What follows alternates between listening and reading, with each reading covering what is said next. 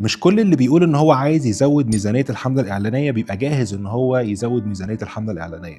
أغلب الناس تصرف مثلًا $100 ييجي لها $1000، يقول لك أوكي إزاي أصرف $1000؟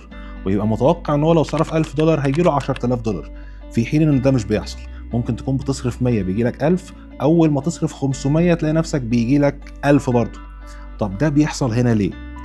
السر هنا في إن أنت متى لمّا بتلاقي إن أنت بتحاول تتوسّع بالميزانية، هي كمان بتحاول توصل لشريحة أكبر من الجمهور. الشريحة الأكبر من الجمهور دي ذوقها مختلف، ممكن يكون في جمهور بيحب صنف معيّن، أنت لمّا تتوسّع بالصنف أو لمّا تيجي تتوسّع بالإنفاق وتوصل لجمهور أكبر، مش شرط الجمهور الأكبر هيحب نفس الصنف، لازم تورّي له أصناف مختلفة. فبالتبعية كتير من اللي بيقولوا إن هم عايزين ينفقوا فلوس أكتر بيبقوا المفروض يزودوا الأصناف اللي ممكن تعجب جمهورهم، وده بيترجم للمحتوى المرئي أو الcreatives. فقبل ما تقول إمتى أزود ميزانية الإعلانية أو أنا عايز أزود ميزانيتي الإعلانية، سؤالي ليك هل أنت عندك على الأقل 10 أضعاف الcreatives اللي أنت ممكن تحطها في الإعلان عشان تقدر تعمل scaling والّا لأ؟ هو ده الفيصل بالنسبة لي.